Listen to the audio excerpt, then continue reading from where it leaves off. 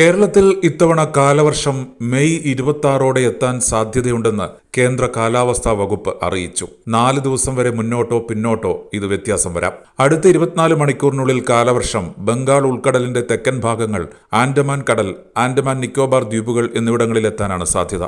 തെക്കു പടിഞ്ഞാറൻ ബംഗാൾ ഉൾക്കടലിനും അതിനോട് ചേർന്നുള്ള മധ്യപടിഞ്ഞാറൻ ബംഗാൾ ഉൾക്കടലിനും മുകളിലായി ശക്തി കൂടിയ ന്യൂനമർദ്ദം നിലനിൽക്കുന്നുണ്ട്.